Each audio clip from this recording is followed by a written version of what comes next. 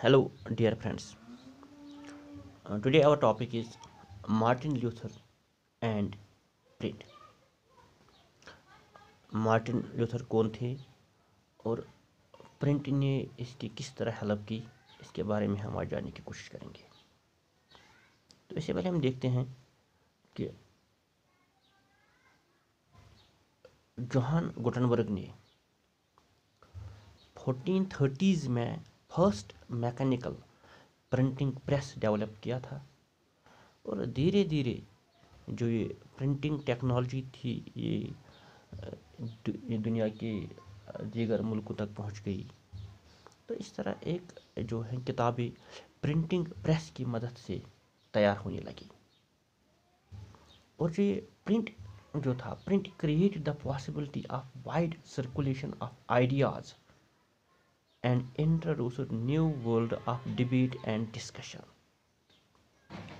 Print की मदद से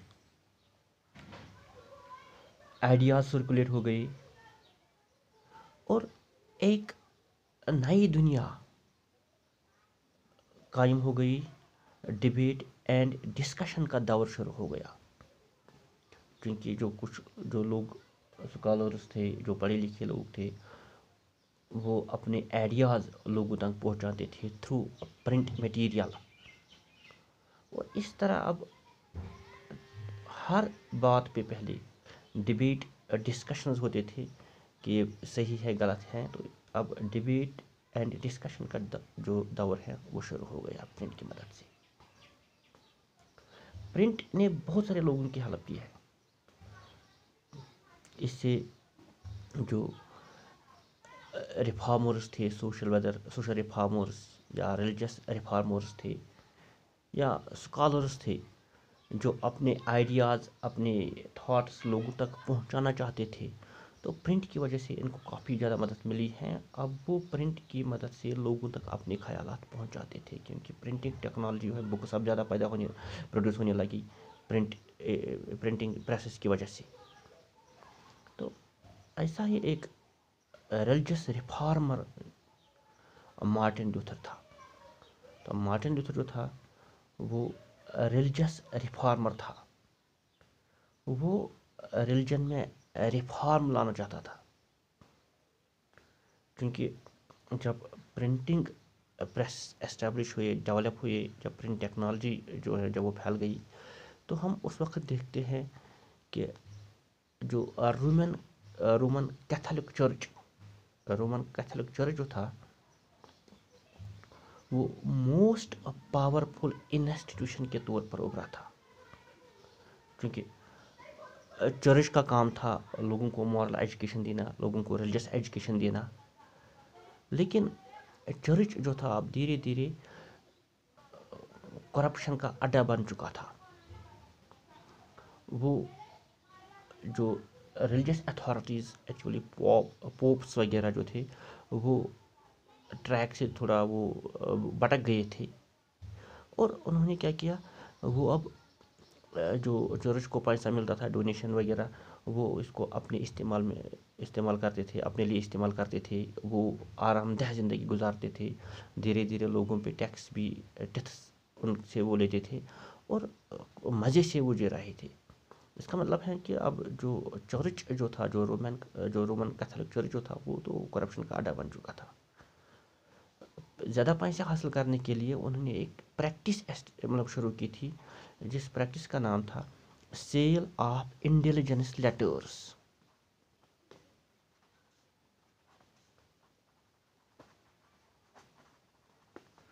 इंटेलिजेंस लेटर्स उन्होंने एक प्रैक्टिस शुरू की थी, सेल ऑफ इंटेलिजेंस लेटर्स।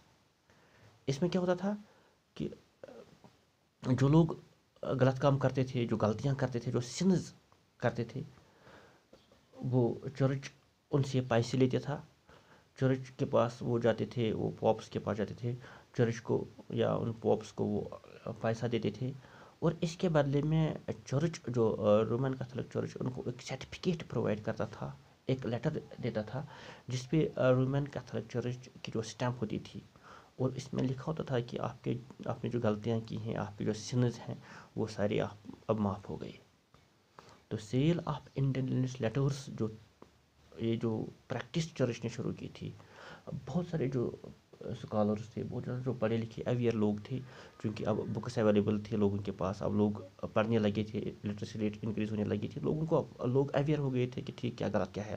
تو بہت سارے لوگ ایسے تھے جو پڑھے لکھے لوگ تھے، تو وہ اس پریکٹس کے خلاف تھے، کیونکہ اس میں کیا تھا کہ کسی نے کوئی غلط کام کیا ہے، کسی نے سن کیا ہے، تو وہ چرچ کو پیسے دیتا تھا.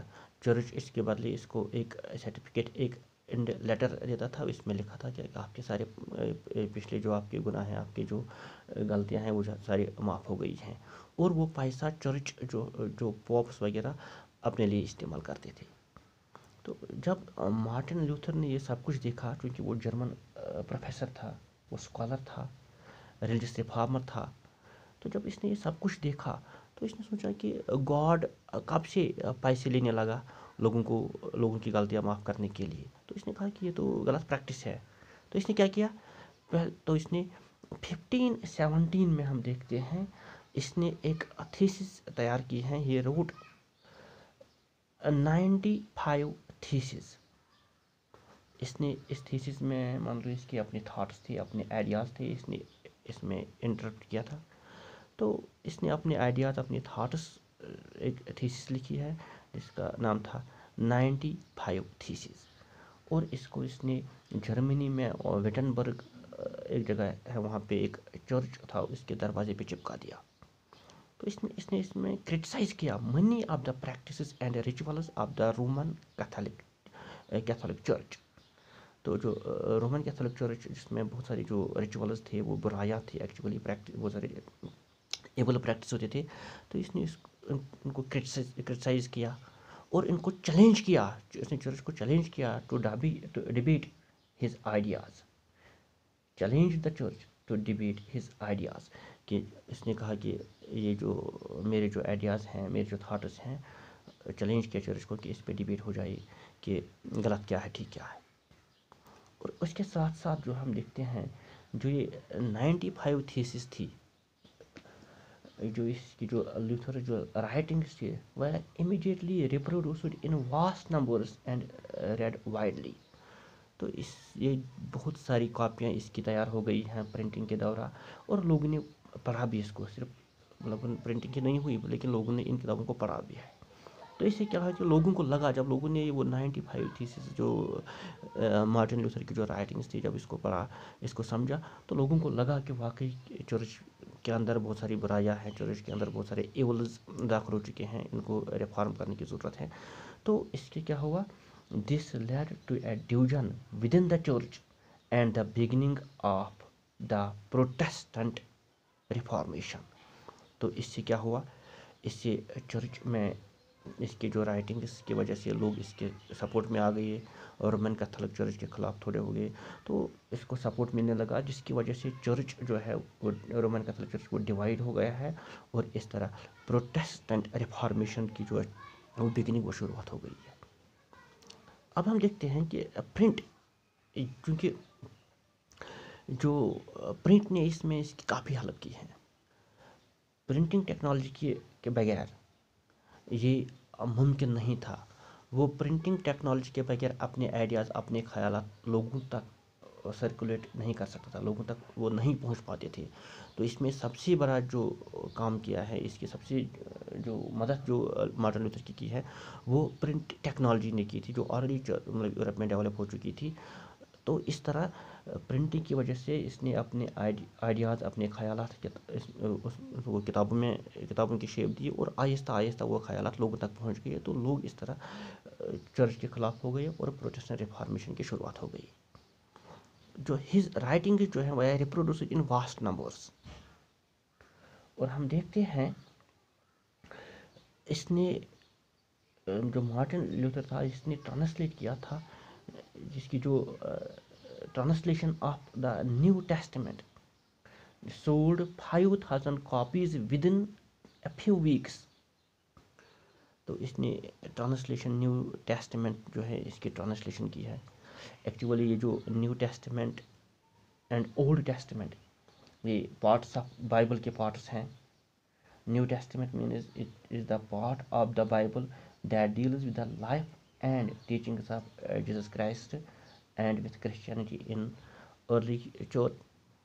क्योंकि न्यू टेस्टामेंट ओल्ड टेस्टामेंट ये बाइबल के पार्ट्स हैं, इसने न्यू टेस्टामेंट की ट्रांसलेशन की है, और जो इसने इसको इंटरप्रेट किया है ना, ट्रांसलेशन की है इसकी इसकी जो कापियाँ हैं 5000 कॉपीज़ जो है फ्यू वीक्स में वो बिक गई है, और इसका जो सेकंड एडिशन था वो विद इन 3 मंथ्स में वो भी आ गया। तो इसके ये जो सब कुछ जो इसने अपने राइटिंग्स लोगों तक पहुँचाए, अपने ख्यालात लोगों तक पहुँचाए, इसने मतलब लोगों तक अपनी बात पहुँचाई, लोगों को अवेयर किया गलत क्या है ठीक क्या है, ये सब कुछ मुमकिन तभी हो सका जब प्रिंट टेक्नोलॉजी अवेलेबल थी। तो इसीलिए हम कहते हैं कि जो इसने बहुत ज़्यादा जो है वो तारीफ की है प्रिंट टेक्नोलॉजी की। और इसने इसका एक स्टेटमेंट भी है, फेमस स्टेटमेंट, जो अक्सर एग्ज़ाम में आता है, एक नंबर इसमें अक्सर होता है। इसने बता दिया, इसने जो कहा था, print is the ultimate gift of God, printing is the ultimate gift of God and the greatest one. तो इसने प्रिंट के बारे में ये कहा था। और इसके बाद हम देखते हैं सेवरल स्कॉलर्स, जो बहुत सारे स्कॉलर्स थे, इनफैक्ट थिंक दैट प्रिंट जो है brought about a new intellectual atmosphere and helped spread the new ideas that led to the Reformation.